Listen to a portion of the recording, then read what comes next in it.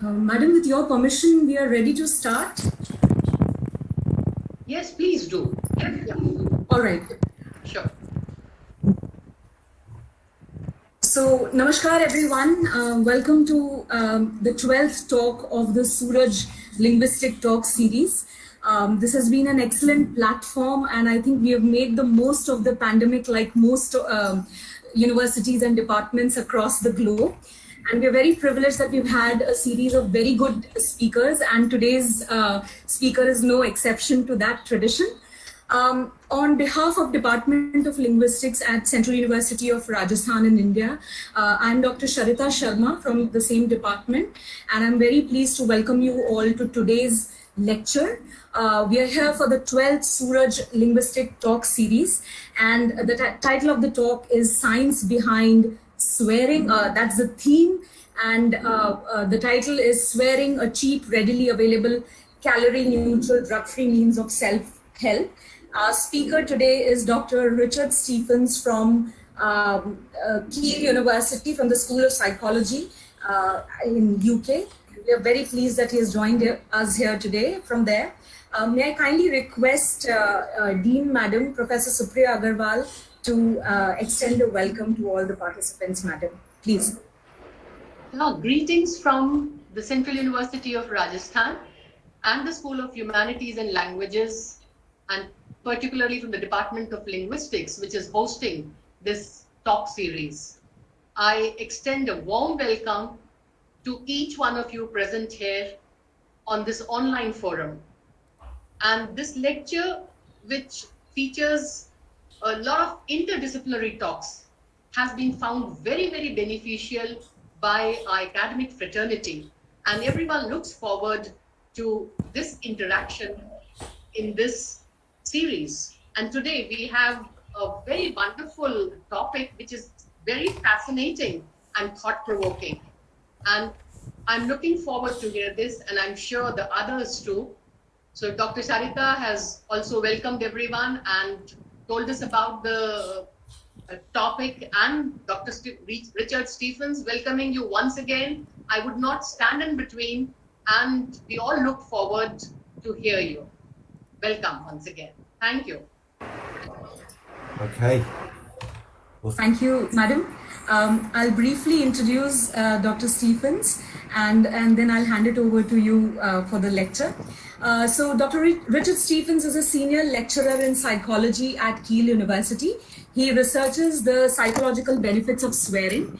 A former chair of the British Psychological Society of the Psychobiology section, Richard was the winner of the 2014 Wellcome Trust Guardian Science Writing Prize, and his first book, The Black Sheep, The Hidden Benefits of Being Bad, published by Hodder, was the British Psychological Society Book of the Year 2016 in the category of popular science. We have already shared a blurb about the talk, but I think let us not look at the abstract when the speaker is himself here. And so I'll hand it over to you, Richard, and we're looking forward to your talk. Thank you. Okay, well, thank you very much, Sharita, and thank you to the Dean for that really lovely welcome. I do feel very welcome, so thank you very much. It's great to be speaking to you all wherever you may be, in India and perhaps other places as well. So yeah, I'm going to be presenting for the next 45 minutes or so the series of research papers that myself and my collaborators have been working on for the last 10 years or so, looking at swearing, and I'm hoping to convince you that swearing is this cheap, readily available, calorie neutral. It's not bad for you, it doesn't involve drugs, but it does help us. And so focusing on the positive side of swearing. So just so you know where I am, that's a map of the UK, and Keele University is where the little red kind of flag is, close to Stoke-on-Trent, so kind of in the North Midlands, just up towards the Northwest. And we're a beautiful campus-based university, and I'm looking forward to getting back on campus, hopefully for this new academic year starting in a few weeks' time, after 18 months of sitting in this room talking into this camera for all of the interactions I've had. Okay, so swearing is the use of offensive or obscene language. That's the Oxford English Dictionary definition.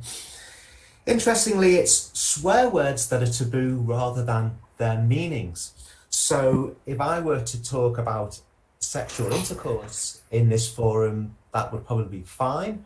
But if I were to talk about fucking, that may raise some eyebrows.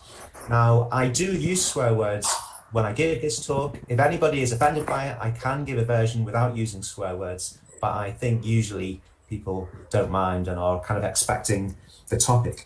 So it's the word itself that's kind of the taboo, really, much more so than the semantic meaning, which was quite interesting.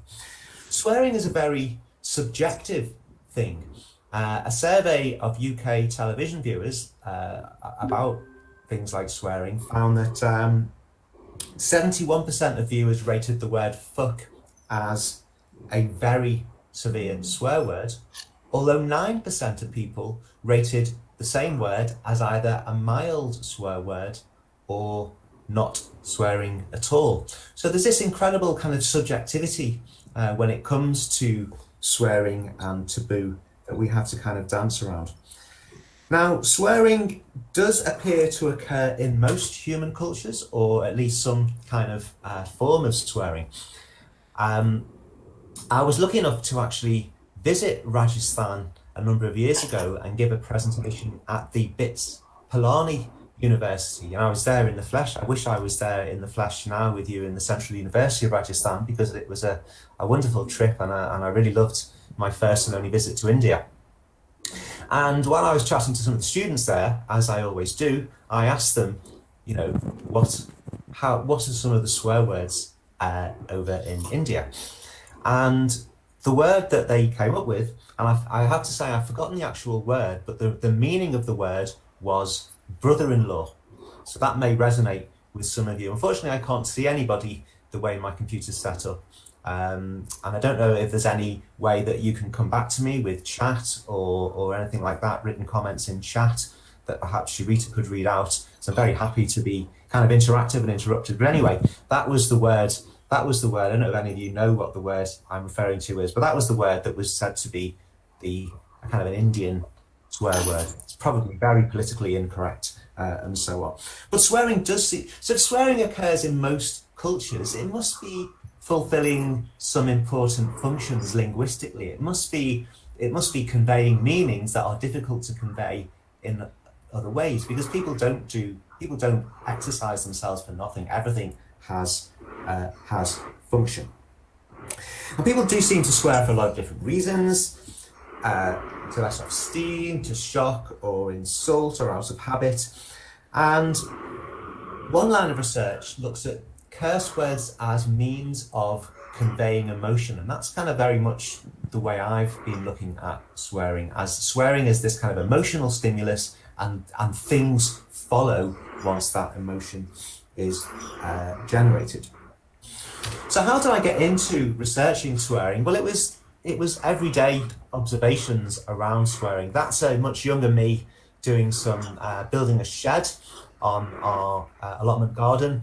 And obviously when you have a hammer and a nail and a hand, things can go wrong. And there was a time when I was doing this job when I really did hit myself very hard with the hammer, and it really hurt. My finger went very numb, and there was nobody about. I was on my own, and the way I responded to that was I swore.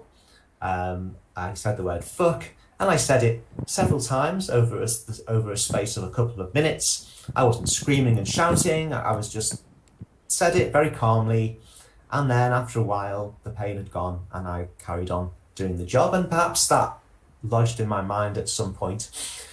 The other picture on the slide here is my daughter Abigail. This was taken some time ago now, when she was probably about 6 or 7. She's now a very grumpy 17-year-old. And when Abigail was being born, it was a very long labour, and towards the end of the labour, as we were in a hospital room, my wife and I, and more professionals are filling the room as the labour is going on. There was Abigail was actually breech, and it wasn't diagnosed till very late, so she wasn't moving. And when the contractions were very hard, my wife was in a lot of pain, and she swore quite a lot, actually, quite impressively, actually, in these moments. And then the contractions would ease, and she'd kind of, you know, come to, and there'd be more and more people in the room, and she'd be, oh, I'm sorry for the swearing, you know, felt bad about it. And a midwife said, don't apologize. We hear this all the time. This is a completely normal aspect of giving birth. And I think that was the moment when I thought, swearing and pain, those two things seem to go together. I wonder why that is. Why is swearing such a common response in pain? Our daughter was born, healthy baby, a wonderful time with her. Eventually I returned back to work after my parental leave and started to look around at, was there any research on swearing and pain? What did the world of psychology have to say about swearing and pain? Yeah, I should say, I know that talk is in a department of linguistics. I'm a psychologist with an interest in language, particularly swearing. There may be other psychologists in the audience or people from other disciplines. I'm going to try to make my talk as clear as possible to people from all disciplines. Anyway, I got back to work and I was looking at swearing in the world of psychology. And really at that point, so this is going back to the mid-noughties, 2004, 2005, 2006, swearing appeared in the psychological literature, but as a useful tool to another end. So people would use swear words if they wanted to elicit emotion in people, if they were interested in studying the effects of emotion, for example, the effects of emotion on memory, as this example paper here was looking at. So swearing kind of appeared in psychological research, but only kind of sort of tangentially. Another way that that swearing appeared in psychological research was as a kind of a symptom of some sort of neurological disease. So here is hopefully you can recognize that as a picture of a brain. And I don't know if you can see my mouse, but this brain has a large part of it missing from here, this lesion. So part of the brain tissue is moving. Now this is the brain of a very famous neuropsychological patient called Tan, who was instrumental in some of the early studies of how language is organized in the brain by Paul Roker. Now the symptoms that Tan had were incredibly impoverished language, and Tan could barely speak apart from being able to use kind of stereotypical phrases, including swearing. So although Tan could barely speak and communicate, he could swear fluently, and he would say "Sacre nom de Dieu," which is a French expression meaning kind of holy name of God, as a kind of a swearing expression. So the interesting thing about this case study is this part of the brain that is missing, this lesion, is now thought to be a very important part of the brain for language, and yet some aspects of language seem to be completely out of the control. Swearing seems to be handled by the brain in a different way.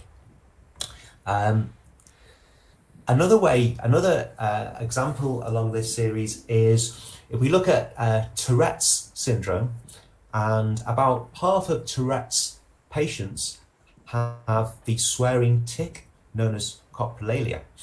And Tourette's patients have been found to have lower volume of a structure called the basal ganglia, which are kind of deep underlying structures in the brain, very much associated with emotion. And with these areas kind of knocked out due to Tourette's, then this kind of swearing tic appears. So basically what I'm showing you here on this slide is that swearing seems to be an aspect of language handled differently from the brain to other aspects of the language, which I think is quite interesting. Swearing is also very versatile. I'm just going to very quickly run you through a key finding of a study by some linguists. They ran a study where they basically looked at how the word fuck was used in the British national corpus. And they found 6 different uses of the word fuck, showing what a useful part of language this is and how versatile it is. Now, if we were all here together, I would have you trying to guess or give an example of each one of these uses. But as I think interaction isn't really going to work on this platform, I'll just go through them. So the first one is the word fuck can be used as a general expletive, as in, oh fuck. It can be used as a personal insult, you fuck. It can be used as an emphatic intensifier, so like, fucking amazing. It can be used in pronomial form, so like fuck. It can be used as an idiomatic set phrase, which you may not be familiar with, but people, particularly in the north of England, will use a phrase where they say fuck all, which means nothing. And then another quite UK-based usage, the destinational usage, which is when you tell somebody to fuck off, which is quite, I think, is quite amusing. So this word it's a very versatile form of language, which all forms the backdrop to the research that I've been conducting with my students over the last, I was going to say 10 years, but actually it's now the last 12 years. Times have moved on. So this is the first paper that we released in 2009 in a journal called Neuro Report, and this is the kind of game-changing paper that changed my career and what I do in my daily job and everything. It had a massive impact on me, this paper, and on the world really, and it's simply called Swearing as a Response to Pain. So as I've said at the start, I'm interested in the positive benefits of swearing, and I became interested in why swearing is such a common response to pain, and was it helpful? So I'm an experimental psychologist, so my methods involve running experiments where we kind of manipulate some variable, see what its effects are. If we're looking to research pain, of course, to do that ethically, we need to find a stimulus which is painful but not harmful. And an excellent way of doing this is ice cold water, which does produce pain, but under controlled conditions doesn't produce any harm. Now, we didn't throw buckets of water over people. This is the popular ice bucket challenge that you might remember from the sort of mid-2010s, when people threw buckets of ice cold water over themselves for charity. So we didn't throw water over them, but we got people to immerse their hand in ice cold water and hold it there for as long as they can, as a measure of their ability to tolerate pain. Now, this next slide is designed to try to give people who aren't psychologists a bit of an idea of how we go about doing research in experimental psychology and the way we kind of claim to make findings and so on. So the first thing to say is the way we do our research is we test people in groups. We don't look at individuals, we'll look at a group of 60 people, 70 people, and look at whether there's a trend across a group. The coin there is to indicate that we use statistical inference, statistical analysis to try to make decisions of whether effects are likely to be due to chance or likely to be due to our manipulation. This is the way we subject people to ice cold water immersion. We use a kind of a controlled piece of equipment, a circulating water bath. We control the temperature very tightly within a couple of degrees centigrade, and there is a kind of a fan that kind of circulates the water so we don't get pockets of warm water. Just trying to keep that as objective as we can. And we use a stopwatch to time how long the person keeps their hand in. They keep their hand in the water as long as they can until they have to take it out because it becomes too painful. And that's a nice behavioural measure of pain tolerance. And behavioural measures are kind of king in psychology. They're much better than kind of subjective self-report kinds of measures.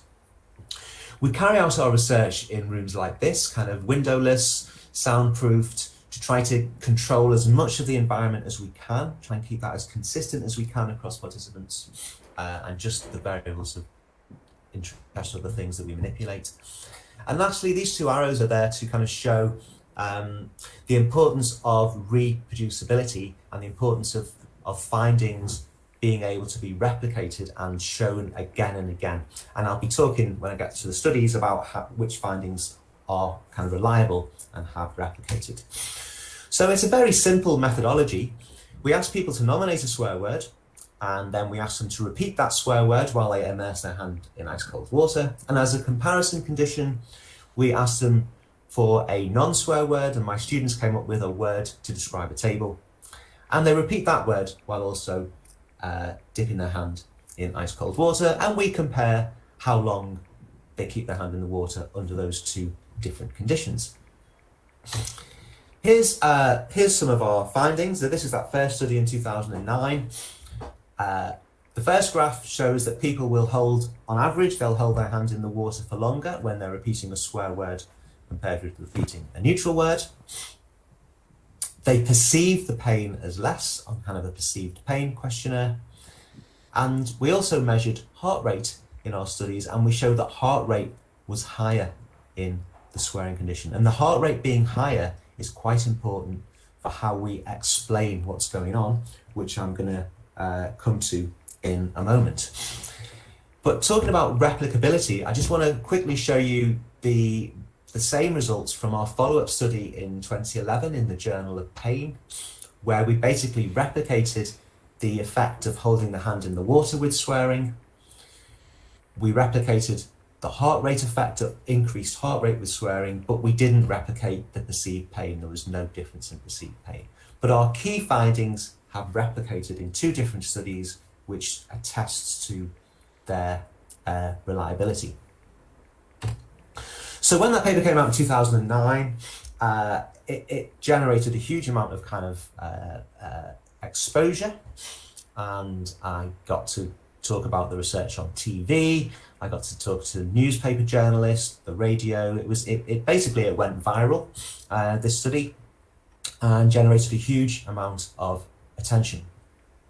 And that was a real game changer for me, because previously I'd been doing studies for tiny audiences, and that was fine then. But once you find a way of getting your work out to a large audience, it became, I could see the benefits of that and the importance of, if we're going to be doing research in universities, we need to get our results out to as big an audience as possible. And that's why it's always great to be invited to give talks like this, so I can share the results as widely as possible.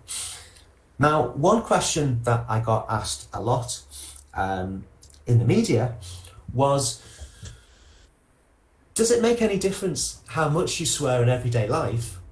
What kind of benefit you get from swearing when you're in pain? And this seemed like a really good research question, and one that we hadn't yet looked at. And so that was the focus of that follow-up study in 2011.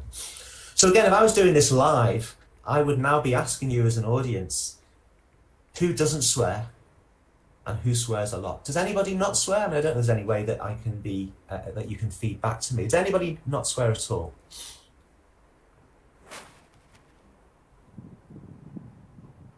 Okay. And I would usually try to identify the person in the room that swears the least. Audience can write in the chat box. They can, because he wants it to be interactive. So you can write it in the chat box, and Richard, you can see the chat box for responses so that it's interactive. Okay, I can't see the chat box because I'm in presentation mode, so all I can see are right. So I have a colleague, Dr. Janmajay Pandey. He's in charge of our webcast today. He says he doesn't swear. Anuradha says, let me see. Anuradha, another colleague of ours, my husband doesn't swear. Professor Urjani Chakravarti is saying, I deliberately try not to swear. These are some of the responses. Others can also interact. Yeah, I like that. Yes. I mean, it's swearing is such a personal thing, and you do get this, whenever I give a talk like this, there's always this kind of range of people. That last response was intriguing because try not to swear suggests maybe some swearing slips out. What we asked our participants to do in this study was, as it says on the screen. And we have another one which says, I swear all the time. Fantastic. Could that person who swears all the time, could they put a number on the number of swear words that they utter per day? How many times do they think they swear every day? Can Ariba respond? Can I speak instead? Yes, by all means. I can't really count because I think it's just like it's there in every word. You know, it's there in every sentence. It's kind of the way I speak now. You know, it's like fillers now, so I can't really put a number on it. So it's going to be a very large number, isn't it? Yes, yes, it is.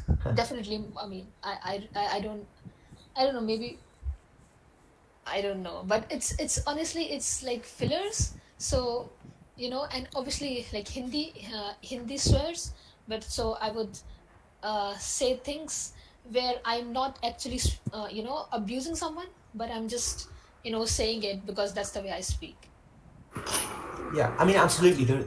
You can swear without it being directed at somebody, and that's pretty much the kind of swearing that I'm interested in. I'm not really interested in insults and that kind of thing. Just this kind of, you're in pain and you swear to just the room or no one in particular, and it might help.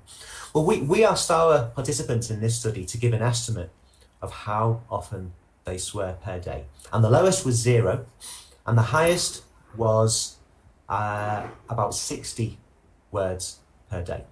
And as that speaker gave the example, 60 swear words a day may sound high, but if you work it out in terms of how long you're awake for, I think that's about 4 swear words per hour, 3 or 4 swear words per hour.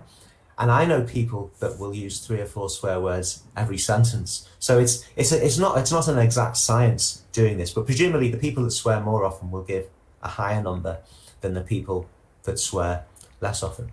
So here's what happens when we show the data kind of broken down by how much people swear every day.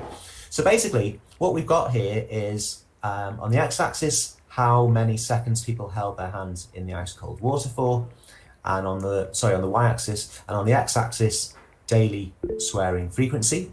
And you see this slightly upward trend, which is the more often people swear per day, the slightly longer they held their hands in the water for. Which is fine, maybe people that swear a lot are tough and they can hold their hands in the water for longer. But you can, as well as it kind of being a regression line, this line actually represents the average time in the water for any number of swear words per day. If we put swearing on the graph, this is what we found, which is very interesting. These are the same people. People that don't swear at all or hardly ever swear, they get quite a large benefit when they hold their hands in the ice cold water from swearing. Whereas people that swear a lot in our sample get hardly any benefit from swearing when they hold their hand in the ice cold water. And so there's kind of an interesting message here, which is swearing is useful, but if you overuse it, its power seems to wane. Perhaps we become habituated to swearing and they just become just sounds and words that don't have any kind of special association or meaning. And this effect has been replicated by some researchers in New Zealand who looked at the effect of swearing on mental pain and showed similar benefits to the findings that I'm sharing with you here. So against this backdrop, again, this research got widely reported. A word already existed in the dictionary, lalokesia, but whereas the definition used to be emotional discharge gained by uttering indecent or filthy words, we started to see now dictionary definitions talking about swearing being used to relieve stress or pain. So I think there's a general recognition amongst people that swearing kind of has this effect. And in terms of the psychology of how swearing is having this effect, I think it's all to do with emotion. So when people swear, they're using swearing to generate emotion. These examples are more kind of directed at other people. But it's about swearing and emotion. And in fact, what we think happens, remember we showed the increase in heart rate in those 2 studies accompanying the swearing. And what we think is happening is that when people swear in pain, they're deliberately stoking up their stress response, which leads to the increase in heart rate. They're deliberately increasing their emotional arousal.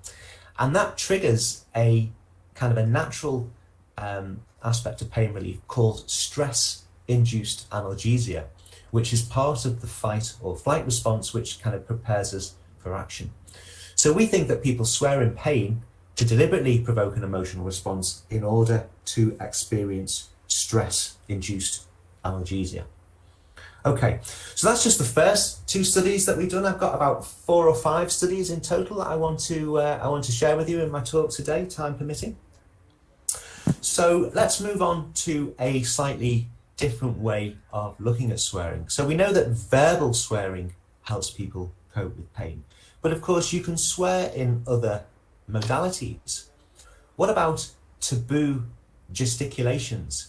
So things like giving the finger or 2 fingers, which are kind of known to be in kind of Western culture, are kind of known insults. I'm not sure whether those translate to Indian culture or whether there are other gesticulations in Indian culture that are considered taboo. I'd be very interested to hear. But basically, with a colleague, Ilya van Beest, and his student, Martin Jacobs, we ran another swearing and pain study, but instead of repeating a swear word, people made, this is a rude gesture, people made this gesture, otherwise the experiments are identical. So would a taboo gesticulation have the same effect as repeating a swear word? What do you think?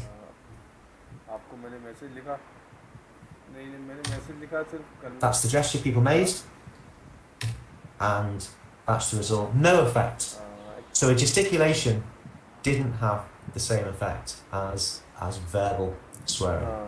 And our conclusion here was that a gesticulation is a weaker form of swearing, and because it was weaker, it didn't have the same effect. But perhaps this is something we could return to in the questions. You might have your own thoughts about that. Now, against the backdrop of my own research, there's also kind of been a surgence of swearing research with different, from different disciplines around the world. I just want to share a few quite interesting findings with you before I carry on talking about my own stuff. So the first paper, the top left one, was looking at swearing and honesty on social media. And the fascinating finding is that swearing appears to be linked to honesty. Now, the way this study was run, the people running the study, they accessed social media accounts and kind of social media chat, and they analysed it for honesty using an algorithm called the LIWC. And this assumes that liars, people who don't tell the truth, use fewer first-person pronouns, use fewer third-person pronouns, use fewer exclusive words like but or exclude, and use more motion verbs like arrive and go, and more negative words. So under this, by classifying people as more or less honest using this algorithm, they then kind of basically counted the number of swear words, and this is the graph that they produced. And they found that people who were rated the least honest used the least amount of swear words, and people rated the most honest used the highest number of swear words. And what this speaks to is the idea that when people are swearing, they're speaking in an unfiltered way. So they're speaking from the heart, if you like, not trying to create an impression. And so that's the thinking and the data behind the idea of swearing being linked to honesty and integrity. Quite fascinating stuff. The next thing I just want to quickly share with you is was done looking at soap factory workers in New Zealand, and this is one of those studies where the investigator kind of was within the factory for a number of weeks and kind of observed and noted what was going on. And they noticed that within very small, tight-knit teams who'd worked together for a long time, swearing was very frequent. Yet if one of those team members went and spoke to a member of a different team, some immediate team, the swearing was much reduced. And so this study documents swearing almost as, if you didn't swear in that close-knit team, you would be breaking etiquette. And it would be, oh, what's wrong with them? They're not swearing today. And this is almost that kind of swearing as a form of politeness. If you don't swear, something's wrong, and we need to know what it is. I think it's quite interesting. The third study uses a fascinating test that I'm going to come back to in a few minutes, which I used on my own research. How many swear words can you think of in 1 minute? How many different swear words can you think of in 1 minute? And this is an adaptation of a commonly used kind of linguistically based psychology task that we use as a kind of proxy for intelligence, and also to measure vocabulary, the kind of regular version. Usually it's how many words beginning with the letter S can you think of in 1 minute. So there is a conception of swearing as a sign of low IQ and inarticulateness. It's kind of a thing that stupid people do, and is in no way linked with intelligence. Well, here's the interesting finding from this study: a positive correlation between general vocabulary and swearing vocabulary. The people that know the most words generally, and vocabulary is correlated with intelligence, had the highest vocabulary of swear words, which speaks to the idea of swearing being a part of language that can be deployed for effect, and not simply a sign of ignorance, and so on. And the fourth one is an interesting study. So these kinds of studies where they taught language to chimpanzees. There's a write-up of a famous chimp called Washoe, and they taught the chimpanzees the word for dirty, which was usually used in a kind of a toilet kind of context. And the very interesting finding here is that spontaneously, when the chimpanzees were angry, they used that word to describe, say, another chimpanzee that had upset them. Spontaneously, that chimpanzee, Roger dirty, Roger upset me. And that is quite a fascinating, it shows the almost instinctive way that we use these taboo language. We kind of use it in this way, and it sort of again speaks to the power of swearing, and the once you have those terms, people are going to want to use them. Okay, so a few more studies I'd like to share with you. This paper was done in 2017, and having already shown in a couple of studies that swearing produces an emotional response which then helps people cope with pain, this link between swearing and emotion was the focus of this study. And if swearing produces emotion, what if we turn that round? Does emotion produce swearing, or does emotional arousal impact on swearing? So the idea of this study was that we were going to manipulate people's state of emotional arousal, how aggressive they were feeling, and then we're going to get them to do the how many swear words in a minute test and see what effect emotional arousal had on their ability to generate swear words. So the way we generated emotional arousal in the laboratory was to get people to play a violent video game. So 10 minutes of kind of wandering around shooting at armed enemies, compared with a control condition of playing a golf video game.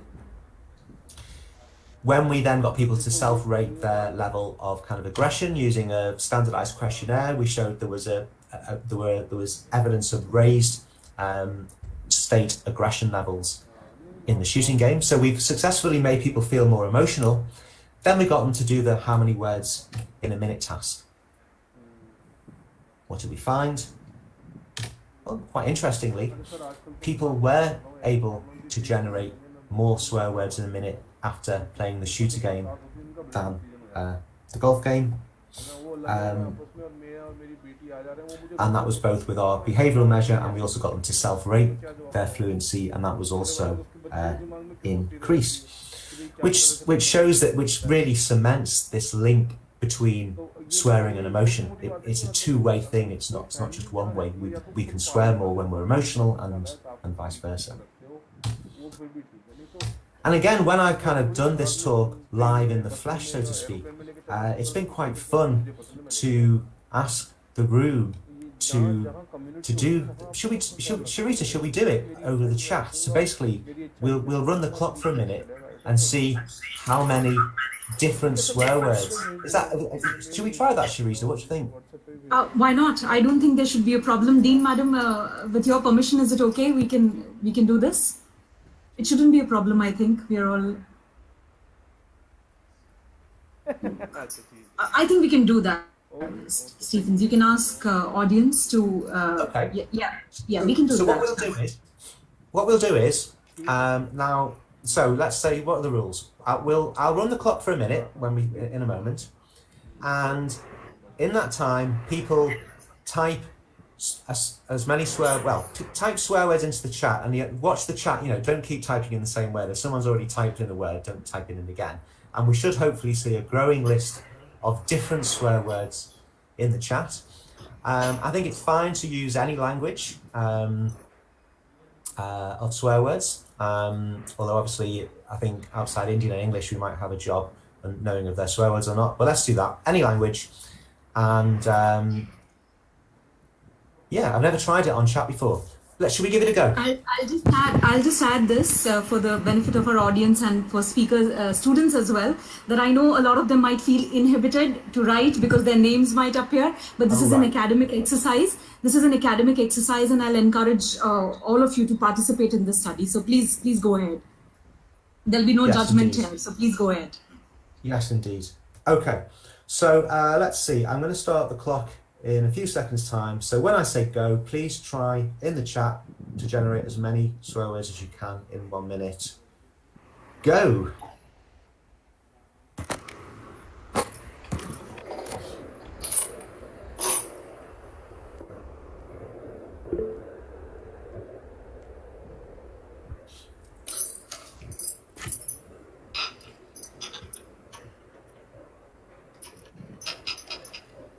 Okay, we had a, yeah, very good.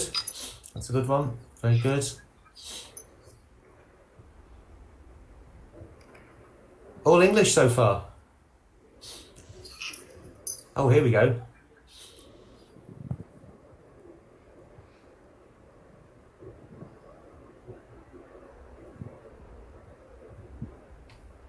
Okay, we've got about 10 seconds left.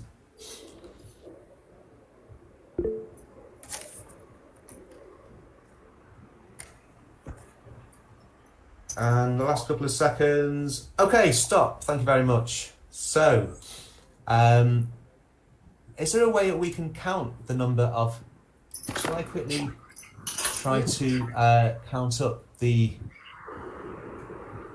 1, 2, 3, 4, 5, 6, 7, 8, 9, 10, 11.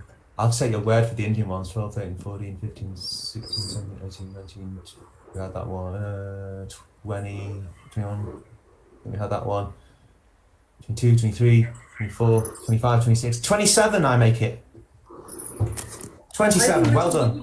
We would have done better, but I think I sense inhibitions today. Otherwise, I feel people would have responded more. Well, I think that's an interesting number. Now, if you like, maybe I should have said this to start with. We can sort of make this into a bit of a competition. So going back to our study when it was just one individual person, we had 7 swear words in the control condition and 8 in the shooter condition when it's just one individual person for a minute. But when I've given talks to rooms, I've got data from cities in England: Sheffield, Chester, York, and Plymouth, and then a conference on swearing that I was at in Sweden. So here are the numbers. Sheffield produced 19, so well done, Rajasthan. You're above that. Chester produced 22. York produced 25. I think Rajasthan has done very well. I think Plymouth was slightly more at 29. And then when I did a talk in Sweden, it was to a kind of a swearing conference, so it was full of multilingual swearing experts, and we got a very high number of 35. But I think you've done very well there at 27. Given that it was by chat as well, it's not quite the same as when we do it in person, and given the understandable inhibition, it is a sensitive topic. But it just gives you a little bit of a feel for the kinds of methodologies that we use when we're trying to study swearing from a psychological perspective, and we're always interested in behavioral measures and things that we can measure. So I hope you found that interesting and fun. Perhaps later on somebody could tell me what some of those Indian swear words are. I'd be interested to know. So just as well as researching swearing and pain, given this kind of model that we're working on, that swearing produces emotion kind of stimulates our fight or flight response, leading to increased heart rate, stress-induced analgesia. Part of the fight or flight response is increased strength. These sort of stories, anecdotal stories about sort of people lifting cars off people in a moment of emergency because they have adrenaline and they're in fight or flight. Logically, then, swearing should also make us stronger. So this was a question that we answered in a paper that came out in 2018, collaborating with David Spearer and his student over in Long Island University, Brooklyn. So for this study, we basically ran two separate studies. In Brooklyn, they ran a study using an exercise bike called the Wingate task. And on this task, people have to, once they're warmed up, they have to pedal for 30 seconds as hard as they possibly can against very strong resistance. And through revolutions of the wheel, it's possible to estimate how much power they produce. And back at Kiel, we use this thing called a hand dynamometer. It's a thing that you grip, and the stronger you grip, the more a little needle goes round, showing how much strength was generated. The swearing was the same as in the other studies. We compared repeating a swear word of the choice of the participant condition with repeating a neutral word. And in both studies, we showed that swearing did indeed increase physical performance. It increased peak power on the bike task, and it increased grip force on the hand grip task, which is what we were expecting. However, what we weren't expecting was a complete absence of any signs of autonomic nervous system arousal, any signs that the psychophysiological aspect of fight or flight had been activated. So no sign of increased heart rate in either study, and also several other physiological parameters were not affected. So now we have an effect, but no explanation of that effect. Nevertheless, again, when we produced this study, it got another round of kind of reporting in the media. The interest in this topic is really astonishing. And this kind of theme is going to continue into the last study I want to share with you. I think we've still got time. So coming back to swearing and pain, the drug company Nurofen, who produce ibuprofen, have been running adverts, TV adverts in the UK, saying, "Oh, you hurt yourself playing sport." What do they say? They said, "Swearing creates an emotional response that helps us tolerate pain until we can find something longer lasting." So they ran adverts which basically said, first swear, and then when you can, take some pain relief like a Nurofen pill. Well, the people at Nurofen got in touch. They were basically citing our research in these adverts, and they wanted to run some research. And an idea that they came up with actually was, can we make up some new swear words and show that these new made up swear words have pain relieving benefits? And I think this will be coming back round. I think this will be of quite a lot of interest to people from the Department of Linguistics. So So where we're looking at here is, where does swearing get its power from? Is it relatively surface properties like how the word sounds or whether it's funny, or is it some deeper kind of thing, presumably to do with how we grow up and learn the words and have associations with the words with different kinds of settings? So this paper came out in 2020 with my PhD student, Ollie Robertson, was the co-author. So the way the study worked is an advertising agency came up with 60 brand new words that could be used in the place of swear words. This was one, shiggle.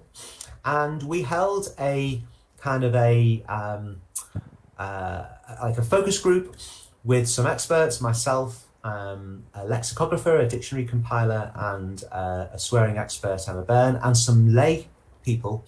And we basically broke down a long list of 60 words to a short list, eventually choosing 2 words that we were going to test in an experiment looking at swearing and pain using ice water.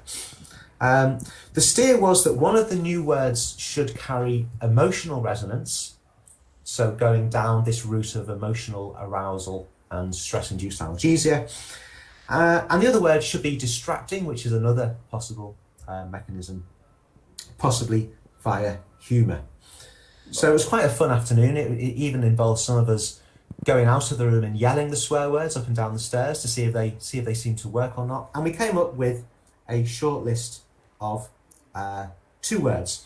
The 2 made-up swear words were fouch, F-O-U-C-H, and twizpipe. Fouch was thought to carry emotional resonance, and twizpipe was thought to be humorous. We ran the study. So now we've got 4 conditions. We've got the table word, the 2 new swear words, fouch and twizpipe, and traditional swear word, fuck. And this time as well, for measuring the hand in the ice water, as well as measuring removal time, we asked people to say, let us know when it feels painful. And that's threshold, the dark coloured bars, and then tolerance is removal time. And what we found, did we find that swearing helped relieve pain as it has done in all the previous studies? Yes, we did. There were clear effects for the word fuck over the table word. However, the new swear words did not have any benefits at all for pain compared with the table word. I think you can see it in the graph, and the statistical analysis sort of verified. Even though those new words were rated as more emotional than the control word for the table and rated as more humorous, that wasn't enough.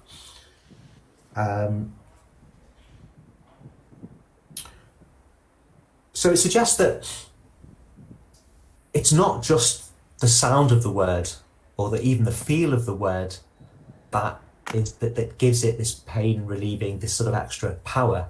And we can only hypothesize, because we don't have any data, but this is a line of research that's ongoing, is it must be to do with our history with swear words. Either it's something that's forged during childhood, and there's that kind of stereotype of a child having their mouth washed out with soap and water for swearing. That kind of incident could be where it gets its power from. But it also could be just a lifelong learning sort of situation that when we find ourselves in these dramatic situations, when our adrenaline levels are up and raised, we nearly have a car accident, something dangerous happens, that's when swearing tends to be used. And maybe it's those associations throughout our lifetime and not just in childhood. But these are things that we don't know and we're looking into. The other interesting thing of this study was we showed no effects for heart rate whatsoever across any of the words, which suggests while the fight or flight stress-induced analgesia mechanism is important in some settings, there must be other psychological mechanisms also at play. And that's really brings us up to date with where I am now with researching swearing. We're trying to locate the psychological mechanism that gives swearing its power both for physical performance and for pain. And we think it's something like disinhibition. Swearing makes you disinhibited, where you just kind of don't hold back. And we can make comparisons with alcohol. Alcohol makes us disinhibited because it disrupts our attention. Swearing do something similar. But there are also some intriguing studies that show that shouting in karate, the kyap, that sort of shout people make as they perform a move, has been found to increase performance on that same grip task that we used. And there's also studies showing that when tennis players grunt while they're hitting the ball, that leads to increased power. And those studies have suggested some kind of mechanism around don't hold back, disinhibition. So the stuff I'm working on right now that's not ready to present yet is trying to look at the mechanism, what's getting a better understanding of the psychology underlying these effects. So listen, I'm pretty much finished. This is a slide that I like to end these talks on. These are words that people said in planes that crashed and the occupants went on, sadly, to die, recorded in those kind of flight recorders that get recovered. And my point is, swearing is what we say in these moments of life and death. Swearing might seem like a frivolous topic in some ways to research, but it is the language of life and death, from mothers giving birth to children to these tragic moments when death occurs. And lastly, a quick plug, if you've been interested in this, that's my book, Black Sheep, The Hidden Benefits of Being Bad, that Sharita mentioned at the start, with a chapter on all this stuff on swearing. I'd also recommend Emma Byrne's book, Swearing is Good for You, which covers my research actually quite extensively. And that's the end. They're my co-writers. I hope I haven't gone on for too long. Thank you very much. Thank you very much, Richard, for that very fascinating talk. And I think, the kind of questions we are getting and the interaction that we are getting in the chat box also means that it has reached out to the audience. So you've given us a very comprehensive outline of this subject, which, as I said, is something quite new to the Indian academia. And I'm very sure that after this talk, because we have participants from all across India, from across disciplines, we have linguists, we also have some psychologists, and people from other disciplines also have joined us. I have a feeling that this will open up new frontiers, and maybe with some collaborative work, in fact, with you, we don't know. But thank you very much for that. Your talk today, you started with an overview of how swearing is available across cultures. You mentioned about inhibitions also. You mentioned that it could be culture specific. You've also talked about your seminal paper. In fact, I know about you because of that seminal paper, 2009, because I was a student, a PhD student in London. And in 2011, I think one of my professors mentioned your work. And it's almost a decade now that I recall that was very fascinating at that time. And that was probably the motivator why I reached out to you. And I thought that the Indian audience, Indian academia needed to hear your work as well. So 2009, the seminal paper, groundbreaking paper, in fact, it did trigger a lot of interest also. You've spoken about the relationship between swearing and pain, swearing and emotive language, and also swearing and power or strength. You have also briefly talked about the various functions that swearing can fulfill, right from establishing camaraderie to expressing pain to several other reasons.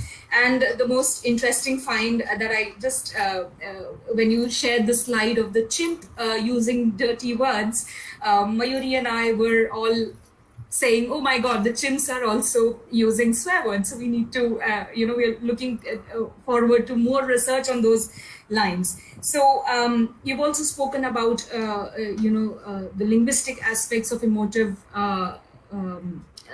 swearing, emotive language. and you've presented some really good papers, which I think we're all rushing to go and check as well. So thank you very much for that. So we have a lot of questions here in the chat box. You can also see them if you wish. I can read them out for you. So what would you prefer? You can read them, or shall I go ahead and read them? I'll have a go at reading them, shall Yeah. I? Shall I start Yeah. at the top and work my way down? So I think I saw some. Yes, because we have a few questions at the top itself. Huh? Okay, so I think the first one I can see is from Dr. Sakshi Bhatia, talking about an earlier Yeah, she's our slide. Given colleague. that perceived, cool. Given that perceived pain did not appear to. I'm not muted, am I? No, not. Given that perceived pain did not appear to be impacted by swearing, but time in the ice bucket was, can we think of it more as a motivator rather than a pain manager? I mean, motivate. That speaks to the mechanism, really. I mean, the basic thing is that people will tolerate the pain for longer, generally speaking, after swearing. So it helps people tolerate pain. That's kind of the behavior. How we explain that, I think, is what you're getting at. Is it because it motivates them? They still feel pain, but they're more motivated to keep their hand in for longer. And actually, our most recent study speaks to that, because when we got people to report the moment they started to feel pain, that was also extended by swearing. So it probably affects both motivation and the actual physical. Yeah, okay, that's interesting. Yeah, and probably similar. Well, probably similar in the UK, or certainly would have been similar in the UK up until a few years ago. And I think there's probably a lot of people in the UK who would still hold that kind of attitude. Whether it's the dominant attitude now, I'm not sure. But yes, yeah, that's a really good point. I'll just add to this that there might be region-specific differences also, because there are some regions where women swear and it is acceptable also, because it's part of their culture. So I mean, it's not across India. She's correct that in general it could be, but in cultures where it is acceptable, where women are swearing, children are swearing, if it is part of their language, there's no taboo or judgment over there. Okay, I'm intrigued by that. I mean, children swearing. How would they be swearing in it? What would be an example of the kind of swearing you're thinking of? Because so for example, there are certain parts in a particular state where parents are swearing, mother is swearing, father-in-law is swearing, and everywhere where there is a need to put a punctuation, there is a swear word coming out. So I mean, that is acceptable form of language. So children do pick that up, and children are using that as well. Oh, okay, interesting. I wonder what I can imagine in the UK context, some people would think it cute when a child swears, and encourage it. I don't think I would, but yeah, the cute element is there. The cute element is here too. Maybe the first time the child swears, maybe everybody will make fun, but then the child internalizes the same language, and it's part of how they are talking. Yeah, it's really interesting to hear the sort of. I mean, I was going to use the word cross-cultural differences, but I think I should use the word cross-cultural similarities, because it just sounds very similar to the UK. Okay, moving along down now. The next question. It makes exactly that point, not immoral. Region and gender specific makes exactly that same point we've just been talking about. Next question. Swear words used as a mode of communication. So I don't know about the immoral part. Okay, not really a question. Next question, Chris Dobson. Does crying in children create stress-induced hypoalgesia? Crying seems to be the pre-linguistic response to pain, and so I'd expect a correlate to exist if it did. Yeah, I guess so. I sort of agree with that, Chris, that perhaps crying is tapping into a similar mechanism. In other words, a child crying does the same thing as swearing. It ups that kind of emotional response and ups heart rate, ups fight or flight. Yeah, I don't know. It's a good question. I've never been asked that before. I might have to go and do some digging on that. But I would say it's completely consistent with what I've been talking about. So that's a really good point. Then we've got sign language swearing, Department of English. Someone's logged in as Department of English, ENG. However, in sign language swearing, which uses gestural mode of communication, it appears most vivid. Yeah, is it just as vivid a cause of offence? Going back to the study we ran with the kind of the taboo gesture rather than taboo language, someone said, well, they think that a gesture would cause the same degree of offence. Yeah. I don't know. I mean, it didn't because that was the data.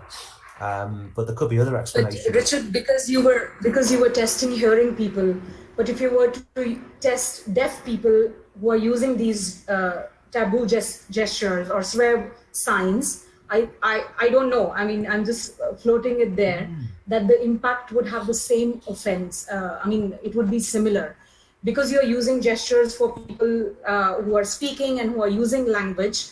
Verbal swear words probably, again, I'm just speculating. It's up to you to answer. But in sign language there is swearing, and it does have the same impact. They are not speaking, but the gesticulation is there, and it could end up in a brawl. Absolutely.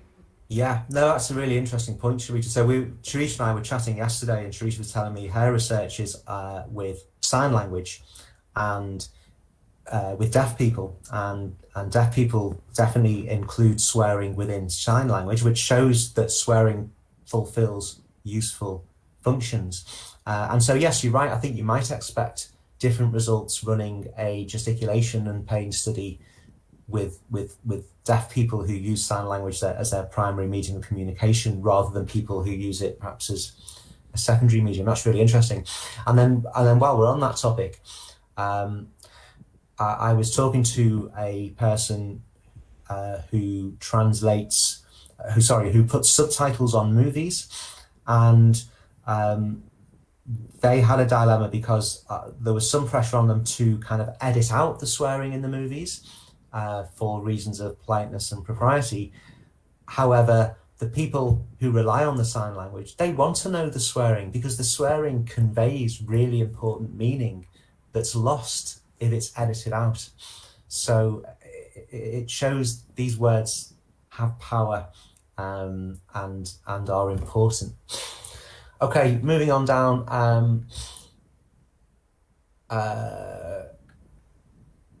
Now, sorry, these aren't people insulting me. This is back when we were, it's not that they didn't like the talk, it's just they were writing in swear words when we were doing the 1 minute thing. That's okay. Then we're down to Sarath. A question: does swearing associate the release of any chemicals in the brain, such as dopamine or serotonin? If yes, would it become addictive? Oof, that's an interesting question. I can't think of any research on that, but if we just think it through, if swearing is pleasurable, and there is some evidence that people find swearing funny, both in my own studies, people rate repeating a swear word as humorous, and in other studies, and humor is pleasurable, so presumably that would lead to dopamine release, because that sort of kind of reinforces pleasure. Then, I mean, yeah, I imagine that swearing would have effects like that. So could swearing become addictive?